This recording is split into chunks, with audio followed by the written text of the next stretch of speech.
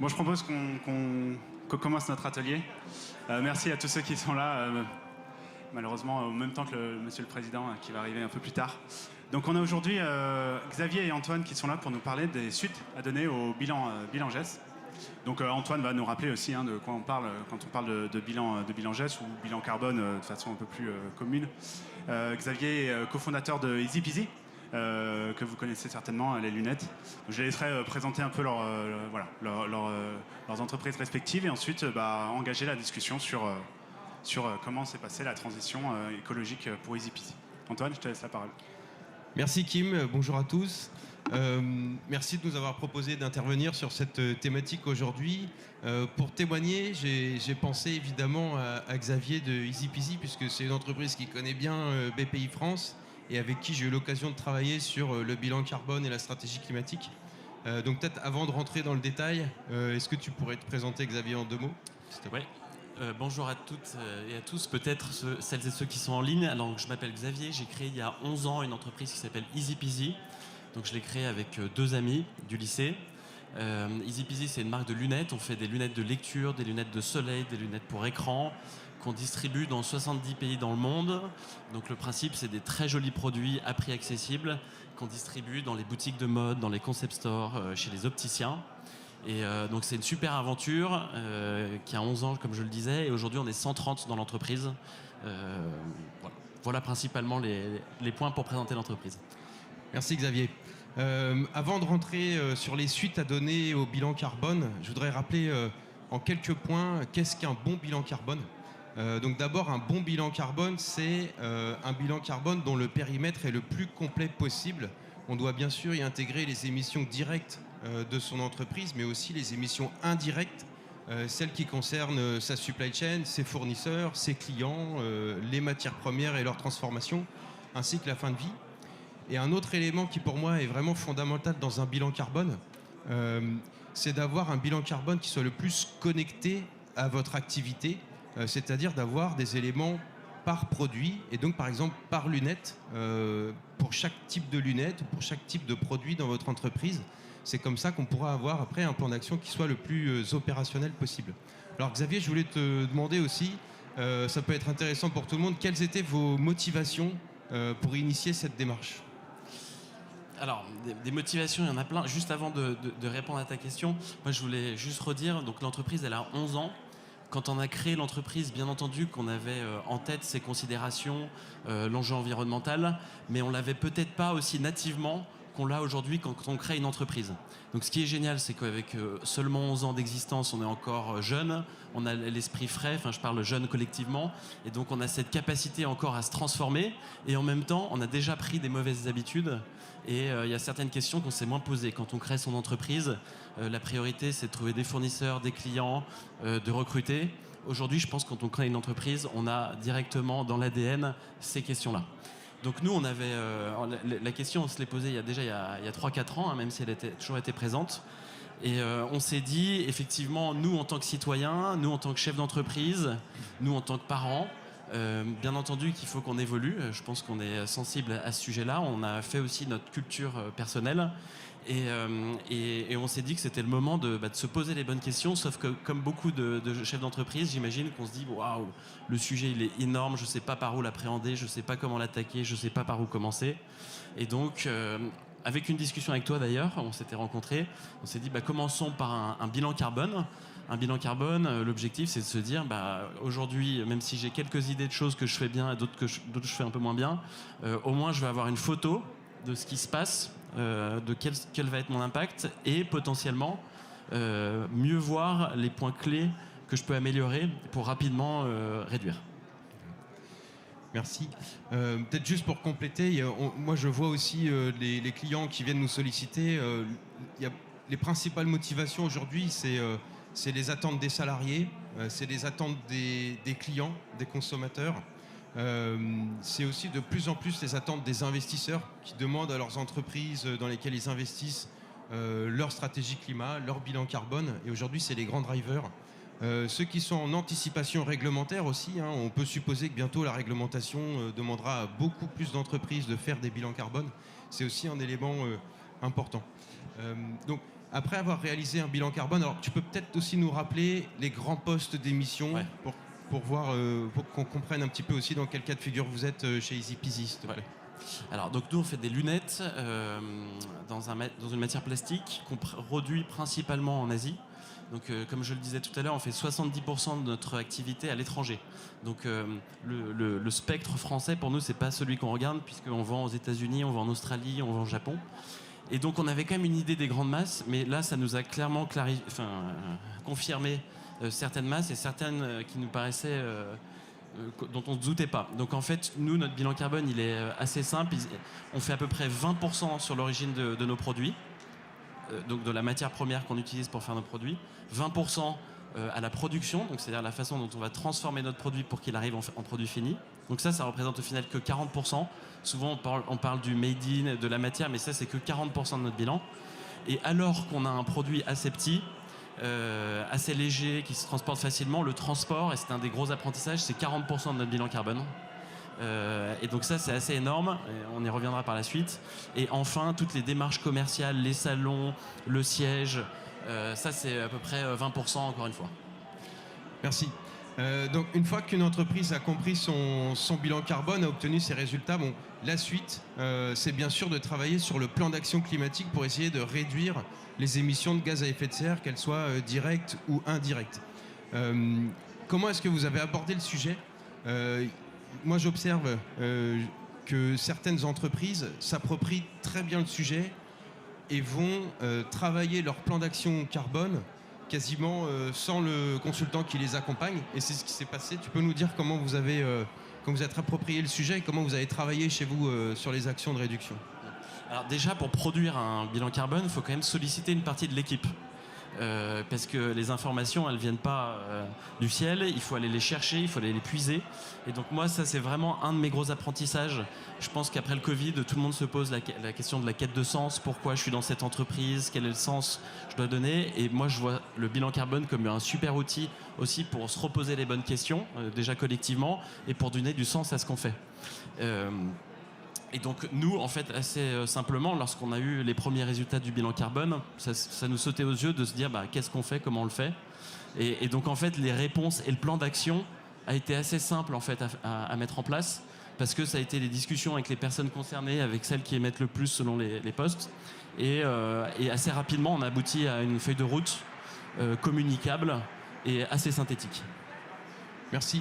Je rappellerai aussi que ce qui est important aussi, si vous vous faites accompagner par un cabinet de conseil, c'est qu'il vous propose aussi de l'accompagnement et de la co-création sur le plan d'action, de ne pas s'attendre à ce que le consultant il propose 4 ou 5 actions à la fin de son PowerPoint, mais que ça soit bien une démarche qui fasse travailler les équipes qui ont participé au bilan carbone et qui vont être opérationnelles et qui vont produire un plan d'action opérationnel et efficace, quoi.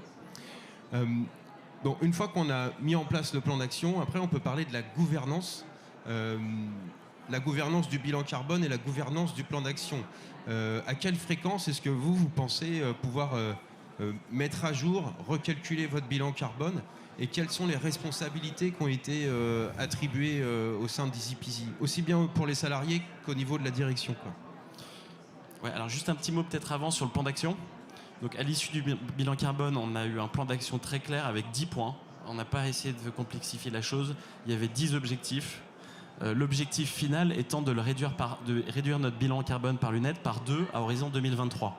Donc ce qui nous paraissait extrêmement ambitieux, mais avec ces objectifs, avec cette feuille de route, c'était assez clair.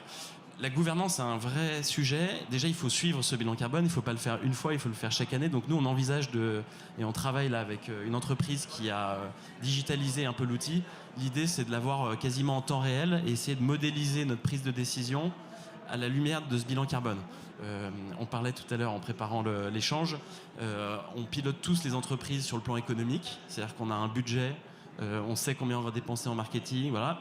Probablement grâce à ces outils-là, demain, on saura très bien, en prenant une décision, quel impact on va avoir sur notre bilan carbone. Et donc, l'idée, c'est vraiment que cette chose-là soit présente dans l'entreprise et qu'on prenne la décision à la lumière de ces éléments. Ouais. Je sais pas si ça répond à ta question. Si, ça répond sur l'outillage en fait, que beaucoup d'entreprises commencent à mettre en place en interne. Par le passé, les bilans carbone se faisaient tous les 3 ou 4 ans, un peu sur le rythme des obligations réglementaires. Maintenant, on est vraiment dans une approche de bilan carbone annuel, voire plus rapide dans certains cas. Et donc, ça nécessite un besoin d'outillage.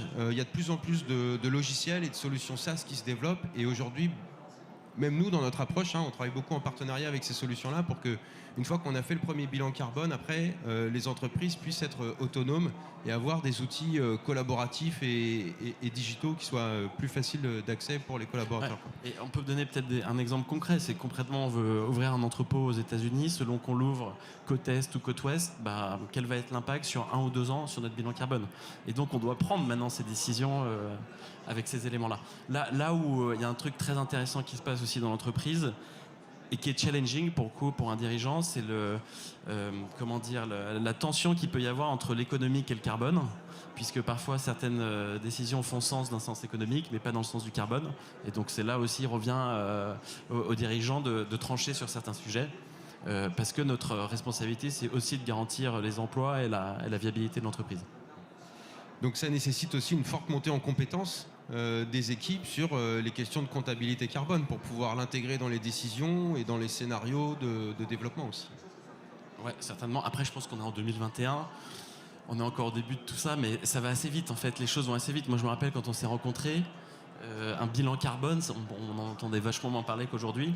Aujourd'hui, c'est assez évident. Il y a certaines marques qui publient sur leur site et on ira probablement le bilan carbone de chacun des produits.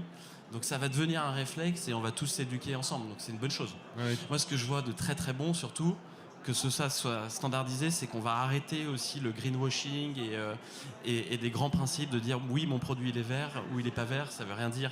Il faut qu'on regarde en détail qu'est-ce que ça veut dire, quel va être le poids carbone de ton produit, comment tu fais les choses. Ouais, moi, je vois ça dans un très bon sens, très possible. Ouais. Ouais, tout à fait. Positif. Je voudrais revenir sur les objectifs, et tu as bien fait de m'y rappeler. C'est important aussi de calculer des objectifs lorsqu'on se donne un plan d'action climatique. La bonne pratique, c'est d'utiliser les outils scientifiques, et notamment ceux du Science Based Target, dans lequel on peut renseigner les résultats de son bilan carbone, et grâce aux outils et aux projections qui sont réalisées et mises à disposition par la SBTI, on peut calculer une courbe de réduction théorique de son bilan carbone sur les années à venir, 2030, 40, 50. C'est bien sûr une courbe théorique, mais au moins ça donne un ordre de grandeur du besoin de réduire son bilan carbone. Donc, pour vous, effectivement, l'objectif que vous êtes donné de diviser par 2 l'intensité carbone de vos lunettes répond tout à fait à ces exigences-là. Je voulais maintenant aborder le sujet de la communication. Comment est-ce que vous avez communiqué auprès de vos salariés? C'est une question que les entreprises se posent souvent. Lorsqu'une entreprise lance un bilan carbone, souvent on le fait savoir. Ça génère des attentes. Est-ce que vous avez présenté les résultats? Ouais. Est-ce que vous avez après présenté la stratégie? Dans quel ordre? Est-ce que tu peux nous en dire un petit peu plus? Ouais. Le bilan carbone, comme on le disait au début de l'échange, on le fait, nous, en tant que citoyens de ce monde, par devoir pour la planète, parce que je pense qu'on est tous concernés par le sujet, et on le fait en tant que chef d'entreprise aussi, dans l'idée de donner du sens à nos équipes dans ce qu'on fait. Et aujourd'hui, je ne connais pas un collaborateur dans n'importe quelle entreprise qui ne se préoccupe pas de ces questions-là et qui ne se questionne pas qu'est-ce que mon entreprise fait, quel engagement elle prend sur l'impact de notre activité sur la planète. Et donc bien sûr que c'est essentiel, et c'est la clé à mon avis, c'est d'embarquer les équipes. Donc c'est de les embarquer dès l'explication de qu'est-ce qu'un bilan carbone, pour leur dire pourquoi on le fait, comment on va le faire, et de les embarquer, et ensuite leur diffuser les éléments et essayer de leur expliquer. Donc ça c'est en interne, et ensuite la communication bien sûr c'est en externe. Alors souvent les gens se précipitent en disant moi je veux faire mon bilan carbone pour expliquer à mes clients et me rassurer, essayer de me dédouaner en me disant voilà mon bilan carbone, regardez je suis bien, je suis clean. Alors que le sujet, à mon avis, il est beaucoup plus complexe. C'est vraiment de prendre le temps d'expliquer dans le détail. Il y a des marques qui le font très bien sans les citer. Et donc ça, c'est un effort qui est assez énorme. Presque, le bilan carbone, c'est un petit truc à côté de du devoir d'explication, à mon avis, qu'on a face à celui-ci. Et avec les fournisseurs, vous avez eu une communication particulière? Oui, bien sûr aussi. Donc du coup, en tout cas, là je parle des fournisseurs vraiment qui fabriquent nos produits qu'on va revendre. Mais ouais, on leur a expliqué ce que c'était. Alors effectivement, selon les fournisseurs, il y a un degré de maturité sur ces sujets-là qui est inégal. Mais pareil, je pense que tout le monde va s'éduquer. Et le fait d'en parler, de dire les énergies que vous utilisez aujourd'hui, on peut peut-être les faire comme ci ou comme ça, on va faire évoluer les choses. Et puis c'est la théorie du colibri, hein. On doit tous battre un peu des ailes pour faire évoluer tout ça. Tout à fait. Et puis ça peut aussi les faire grandir pour que eux après ils aillent aussi développer leur propre marché avec aussi d'autres entreprises bien sûr. Donc on a parlé du bilan carbone, du plan d'action, des objectifs, de la communication. Il y a aussi un point qui est de plus en plus fréquent, c'est le point de la neutralité carbone. Est-ce que vous réfléchissez aujourd'hui à aller sur ce point de la neutralité carbone? Bien sûr. Encore une fois, là, on fait le partage ici devant vous, mais on a pas mal échangé avec Antoine. Et encore une fois, je ne veux pas critiquer beaucoup d'entreprises, mais souvent les entreprises parlent que de la neutralité, alors que la neutralité, elle doit arriver en temps 2. L'idée d'être neutre carbone, c'est pas de compenser et de se racheter une conduite en se disant de toute façon moi j'ai émis mais j'ai compensé, donc derrière en fait j'ai payé ma taxe sur le bilan. Donc la première étape c'est vraiment de réduire, moi je veux vraiment revenir là-dessus, et pour réduire il faut avoir son bilan, savoir chaque mouvement qu'on fait, qu'est-ce qui va améliorer ce mouvement, et une fois qu'on a cet objectif, donc nous encore une fois 2023 c'est divisé par 2 notre bilan carbone. Une fois qu'on a ça, on sait qu'on ne tendra pas vers zéro. C'est impossible. Notre activité, le fait de venir à cet événement, on émet du carbone, même si on vient en métro. Donc forcément, on émettra. Et oui, donc maintenant, on est prêt à ouvrir la question de la neutralité. Se dire, le but, c'est d'être neutre. Et ça doit être le but, à mon avis, de pas mal d'entreprises. Et donc ça, c'est une deuxième étape qu'on est en train d'explorer. Donc on n'a pas encore du tout le niveau de maturité pour en parler, et de se dire qu'est-ce qui fait le plus de sens dans cette compensation carbone. Il y a plein de solutions, plein de choses qui se montent, des choses bien, probablement des choses moins bien, mais on a l'intention et on va aller vers ça dans pas longtemps. Ouais. Alors peut-être pour compléter, la question de la neutralité, elle vient souvent dans un second temps avec les entreprises. Pour autant, c'est quand même un point qui doit être abordé, puisque dans l'équation mondiale des gaz à effet de serre, si on veut réduire l'augmentation moyenne de 1,5 degré à l'échelle globale, il faut développer les puits carbone. Donc une entreprise, si elle veut s'inscrire dans cette trajectoire scientifique, elle doit mesurer ses émissions, les réduire en suivant une trajectoire scientifique, et elle doit aussi participer à l'effort de développement des puits carbone, qu'ils soient naturels ou technologiques. Donc il ne faut pas écarter cette notion de neutralité carbone en se disant c'est compliqué, c'est touchy, je vais me faire tacler, mais il faut l'aborder, peut-être prendre son temps pour l'aborder. On n'est pas obligé de compenser l'intégralité de son bilan carbone en 2021. C'est plutôt, nous, ce qu'on recommande, c'est plutôt une démarche progressive, s'habituer à acheter des crédits carbone, s'habituer à bien choisir les projets. Il y a des projets qui ont des tonnes de carbone à 2 euros, d'autres pour qui c'est 70 ou 80 euros la tonne. C'est forcément que derrière il y a des réalités différentes, donc il faut prendre en compte tout ça. Et enfin il y a aussi aujourd'hui de nombreux débats sur le concept de neutralité applicable à une entreprise ou à un produit. Les avis divergent dans le monde scientifique et même dans le monde réglementaire. On s'attendait que la loi climat interdise la notion de neutralité carbone. Finalement, la loi climat ne l'a pas interdit. Donc on n'a pas avancé autant qu'on aurait aimé quand même cet été. Mais aujourd'hui, les débats sont plutôt pour orienter les entreprises dans le fait de contribuer à la neutralité carbone mondiale ou territoriale, ou en tout cas nationale française, quoi.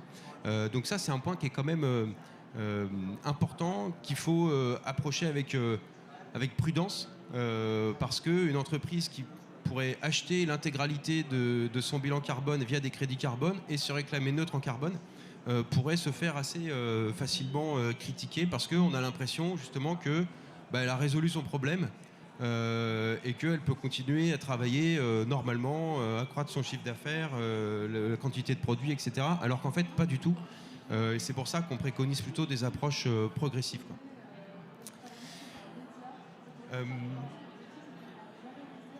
Est-ce que, je ne sais pas si on arrive à la conclusion ou si vous avez des questions, mais sinon, est-ce que tu aurais un conseil ou deux conseils à donner aux entreprises qui nous regardent en direct ou en digital avant de se lancer dans une stratégie climatique ou après avoir fait leur bilan carbone? Ouais, peut-être 2 points. Bon, d'abord, je l'ai déjà dit, mais vraiment insister sur le partage avec les équipes. Il faut le voir comme une aventure dans l'aventure. De se dire, on n'est pas à se sentir coupable. On émet du carbone, ok. La question, c'est combien on émet, comment on va réduire. Et embarquons-nous tous sur ce challenge, puisque c'est le challenge des entreprises, des citoyens et de la société au sens large. Voilà, ça c'est le premier point. Et le deuxième point, ne pas minimiser le devoir d'explication.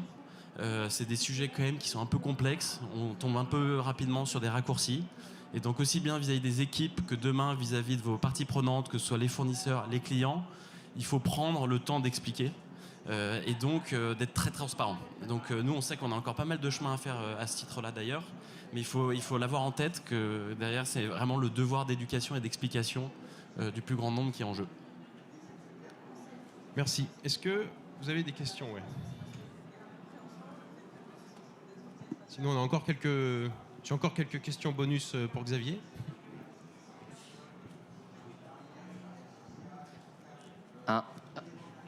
Bonjour, Clément Damas. Déjà, merci pour votre intervention, c'était vraiment très riche. J'ai 2 questions. Enfin, la première, c'est après avoir fait un bilan carbone, avoir défini et mis en œuvre un plan d'action, est-ce que vous pensez que faire ça, est-ce que c'est susceptible de changer en profondeur un modèle d'affaires d'une entreprise assez classique? Et deuxième question, qui est liée, c'est est-ce qu'après avoir fait ça, vous avez, identifié des opportunités d'affaires? Merci. Tu veux répondre? Ouais. Il y avait justement un point dont on avait parlé tout à l'heure. Ouais. Alors, donc la première question, la réponse est oui, ça peut changer un modèle d'affaires, clairement. En fait, à la suite du bilan carbone, on voit vraiment les endroits où on a mal, où ça va pas bien.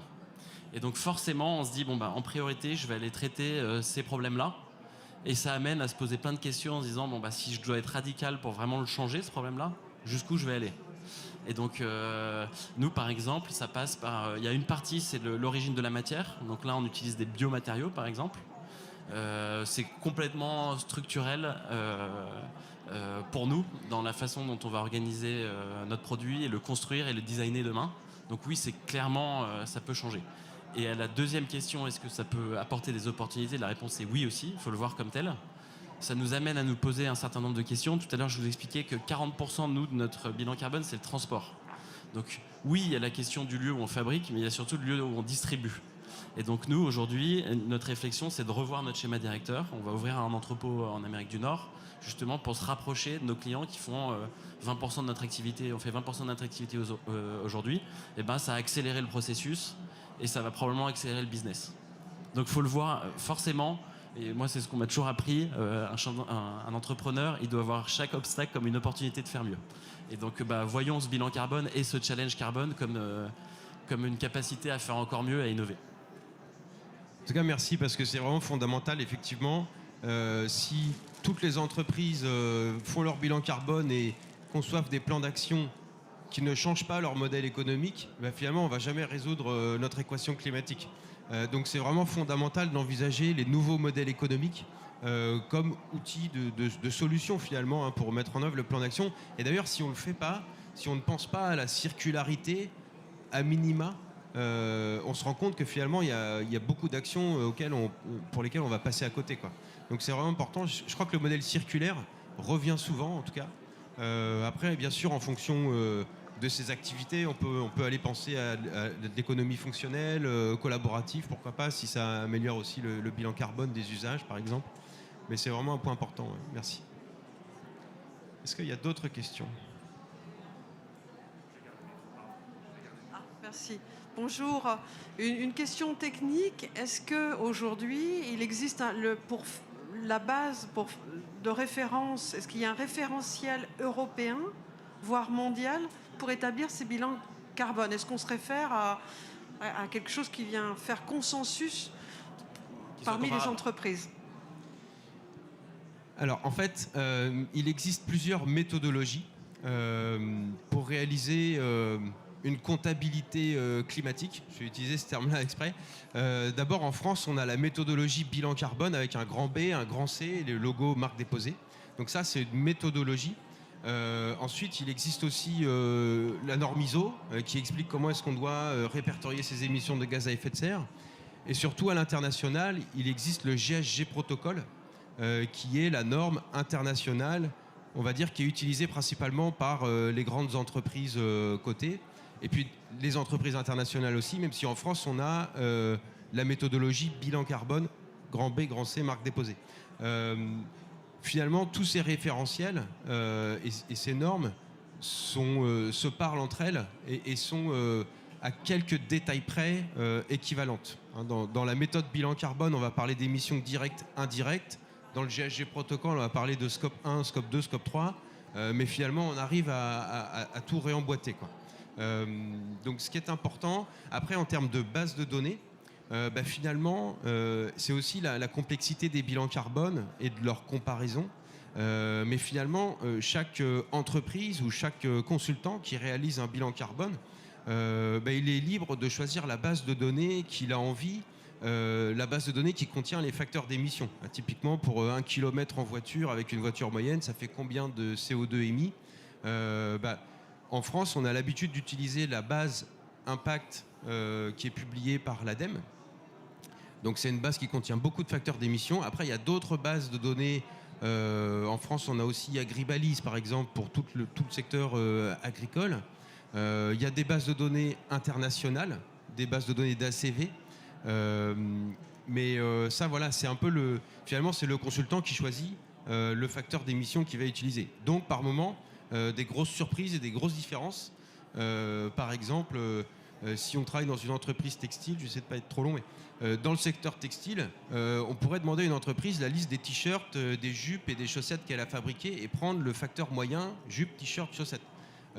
Sinon, on peut aussi lui demander la quantité de coton, la quantité de chanvre, la quantité de matière coton polyester, la quantité de coton bio, etc. Et là, c'est un autre calcul qui est beaucoup plus précis. Et là, on peut avoir des bilans carbone qui peuvent varier de 100% ou 200%, à la hausse comme à la baisse, quoi. Mais je pense, votre question, moi, je l'aime bien beaucoup parce que l'enjeu, c'est qu'on puisse comparer, qu'on puisse comprendre et comparer ce qui se passe. Si on joue sur les bilans carbone, ça va pas marcher. Moi, j'ai juste vu passer dernièrement une entreprise de basket aux États-Unis qui s'appelle Allbirds, qui est très pionnière là-dedans. Alors je ne sais pas si leur outil est bon ou pas, mais a partagé son outil de calcul du bilan carbone à plein d'autres marques du secteur en disant si on veut tous s'améliorer ensemble, utilisons les mêmes outils de comparaison. Et c'est vrai que l'enjeu pour moi, c'est justement d'expliquer aux consommateurs qu'on compare bien les mêmes choses.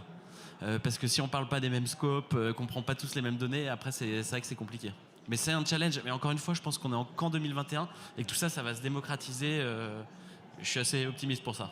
En tout cas, c'était aussi une des demandes de la Convention citoyenne pour le climat, de créer une grande base carbone pour pouvoir comparer les produits les uns avec les autres. Bon, après, il faudra encore que ça reste comparable. Voilà, il y a des pratiques ou des bilans carbone qui sont parfois incomplets ou parfois mal calculés. Encore pire si on utilise des ratios monétaires, simplement en demandant combien de coton avez-vous acheté. Un jour, une tonne de coton, ça va coûter X euros, le lendemain, ça va coûter Y. Donc, mais il y a deux niveaux. Hein. Nous, ça nous a vraiment fait relativiser. Donc nous, une lunette, c'est 2 kg de CO2. Donc c'est un repas à peu près. Là où un livre, je crois que c'est 15 kg ou 7 kg. Une paire de baskets, c'est 23 kg de CO2. Donc ça fait relativiser déjà notre produit dans la société dans laquelle on vit. Et après, nous, ce qui nous intéresserait aussi, c'est de se comparer avec les gens de notre secteur pour se dire qu'est-ce qu'on vaut, nous, avec nos 2 kilos par rapport à un Reban ou un autre, par exemple. Et donc ça, on va y aller aussi. Mais c'est bien parce que du coup, on s'améliore tous. On s'améliore tous, c'est le but. Hein. On a le temps d'une dernière question, si vous le voulez. ou Je crois après. que le président de toute nous façon- attend, là. De toute façon, je crois qu'effectivement, le président va pas tarder. Vous avez Xavier et Antoine qui sont là, hein, si vous voulez leur parler aussi à la suite de cette intervention. Je vous remercie énormément tous les deux Merci Kim. d'être intervenus aujourd'hui. Merci à vous d'avoir écouté cette session. Et je vous dis à bientôt. Merci Xavier. Merci.